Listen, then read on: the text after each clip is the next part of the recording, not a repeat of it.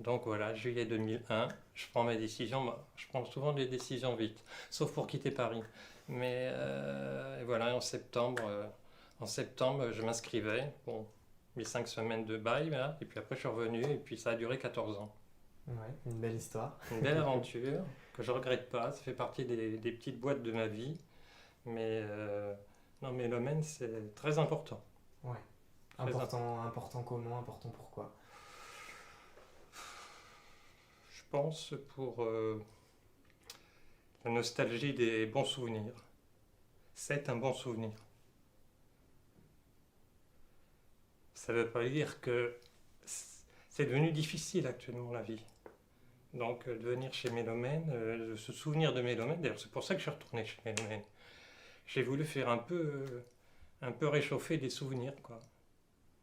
Bon, je n'ai pas retrouvé, on retrouve pas ces 20 ans, hein. On peut pas remettre le compteur au départ, mais on peut faire un petit peu semblant, quoi.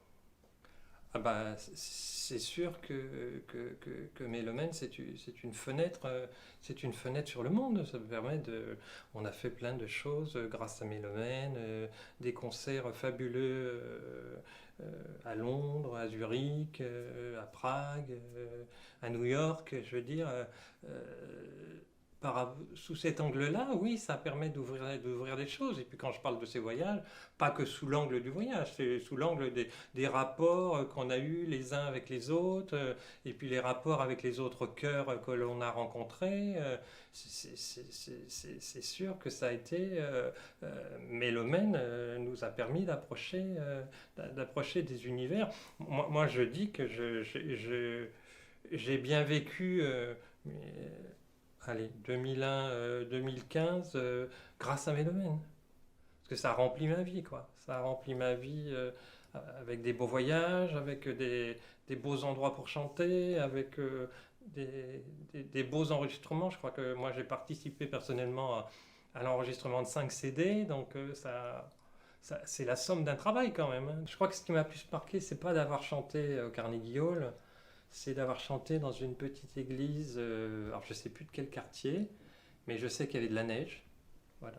Donc vous êtes dans une petite église à New York, vous avez la neige partout, et vous chantez pour un public un peu plus confidentiel. Et voilà, ça c'est un beau souvenir. Ouais. Après, parce que bon, après il y a un petit côté élitiste à aller chanter à New York, donc faut penser à tous ceux qui n'ont pas pu y aller parce qu'ils n'avaient pas le moyen. C'est ça aussi, hein. Il y a un vrai sujet aussi de ça. C'est qu'il y a quand même eu des années où, où il y avait quand même quelques différences dans les mélomènes, quoi. Votre catégorie sociale, elle vous rattrapait quand même. Moi, je venais d'un milieu quand même social assez modeste. Voilà, quoi, c'est un peu... après, dans votre façon d'être, dans votre consommation, dans votre tenue, vous êtes peut-être dans un groupe, mais vous pouvez quand même avoir vos différences.